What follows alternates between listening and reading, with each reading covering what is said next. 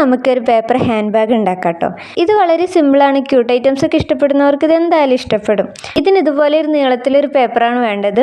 A4 ഷീറ്റോ colour പേപ്പറൊക്കെ ഉണ്ടെങ്കിൽ അതെടുക്കാവും ഏറ്റവും നല്ലത്. ഇതുപോലെ നീളത്തിലൊരു പേപ്പർ എടുക്കാൻ ശ്രമിക്കുക. ഇനി ഇതിൻ്റെ സൈഡ് ഭാഗം ഉള്ളിലേക്കൊന്ന് മടക്കി കൊടുക്കുക. അതിൻ്റെ ഇത്രയും ഭാഗം ഒഴിച്ച് ബാക്കിയുള്ളത് കട്ട് ചെയ്ത് കളയണം. ഇനി ഇത് മടക്കി കൊടുത്ത് ഇതിൻ്റെ ഈ ഭാഗത്ത് ഇവിടെ പശ തേച്ചൊട്ടിച്ച് കൊടുക്കുക. ഇപ്പം ഇതൊരു ബാഗിൻ്റെ ഷേപ്പായി വന്നില്ലേ. ഇനി ഈ ബാഗ് ക്ലോസ് ചെയ്യുന്ന ഈ ഭാഗത്ത് ഇതിൻ്റെ സൈഡിലൂടെ ഇങ്ങനെ കട്ട് ചെയ്ത് കൊടുക്കണം. ഇനി ഇതിൻ്റെ മുകളിൽ നമുക്ക് കണ്ണും മൂക്കൊക്കെ വരച്ചു കൊടുക്കാം.